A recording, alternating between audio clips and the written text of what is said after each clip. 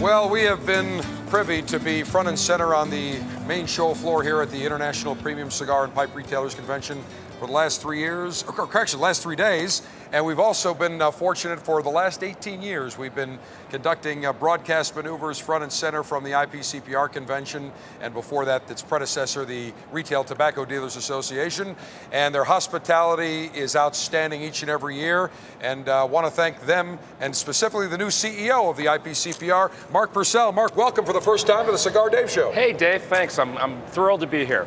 Well, tell us a little about your background, and you were in the building end of things, the Building Trade Association, and tell us about your background and how you got the gig at IPCPR. Sure, glad to do it, and glad to provide you with the space up front, and we'll continue that. We appreciate that. Look forward to a partnership for many years Definitely. to come.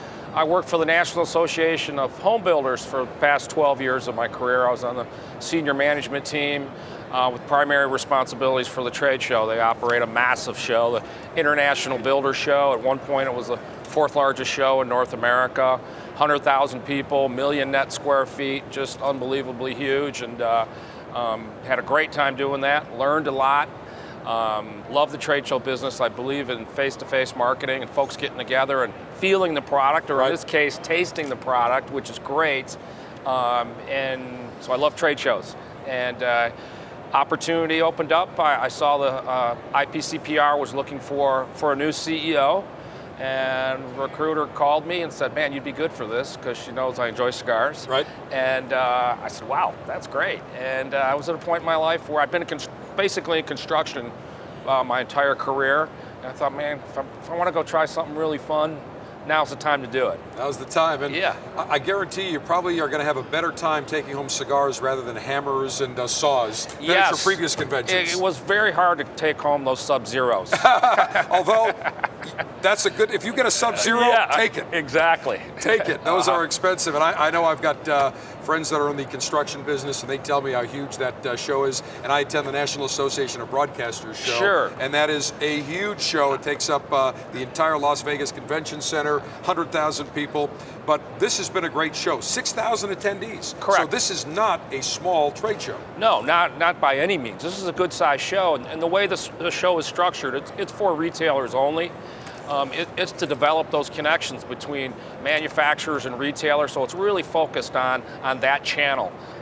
So it's not about the numbers, it's about the quality of the people that walk through that door right over there. A lot of challenges. As you know, FDA is challenge number one. I think there's no question. The IPCPR has worked closely with the Cigar Association of America, the Cigar Rights of America, and we have to be ever vigilant, because it seems every time we turn around, there's a proposal for a new tax, proposal for more regulation, for a legal product. And I tell people, marijuana now, everybody's jumping and clamoring to get marijuana, but those are the same people that say, oh, we can't have any secondhand smoke, but it's okay for them, but not okay for us to have a nice cigar. Not unlike every other industry these days. You know, I start with elections matter, and with the dysfunction in Washington between the Congress and the White House, the administration's taken the regulatory tack to push their agenda forward.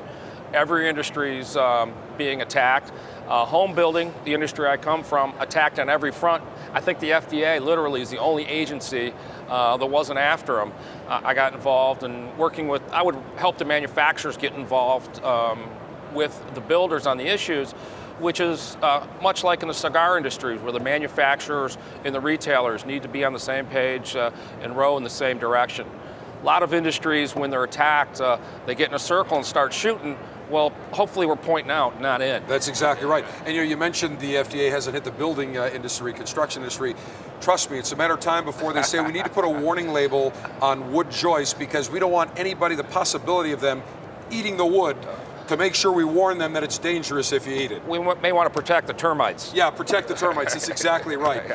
So when you come in as a new CEO, you have a fresh perspective, looking into the industry. What are your priorities? Where do you see the opportunities? Well, I want to start with, everyone talks about thinking outside the box. I want to make sure everything inside the box is working perfectly. So I really want to work on the association. It's got great leadership. I love the members. You know, I've been on the job. It'll be a week tomorrow. That's it? Yeah. Oh, just a week? Yeah, absolutely. I flew out here on last Wednesday. So that was your official first day, that the first was day of the trade my show. official first day I didn't realize that. in the industry. And the leadership has been great. As an example, they didn't want me coming in cold, so I'd been on 20 conference calls before that just to kind of get a feel for what the buzzsaw I was coming into. But I really want to work on the show, make sure it's a great show and provides a return on investment for the millions of dollars these exhibitors spend in bringing these beautiful exhibits here. Return on investment for the retailers who take time away from their business, spend time to be here, they're away from their families. It's important we really work hard on helping them get the most out of it. People come to trade shows, it's true across all shows, for products is number one. Right. Number two is education. We got a lot of work to do on education. Right. We can do a lot more there.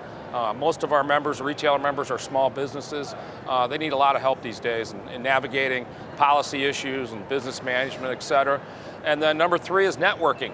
I think we got some great opportunity to make more connections between the industry. You've got multiple channels, so networking is something we want to work on as well. Next year, the IPCPR convention for 2015 moves back to New Orleans. I always have a good time in New Orleans. Best food in the world. No question about it, and the hotels are good, relatively close. Convention center is good to work with, and then thereafter you have some decisions to make because it's getting tougher. Not that we can't fit in many convention centers, we can. The problem is being able to light up a great cigar in the convention center. Exactly, and so we've got some homework to do. We've got some options, but right now, we're in New Orleans next year, and in short order, we'll be booking the show for many years out.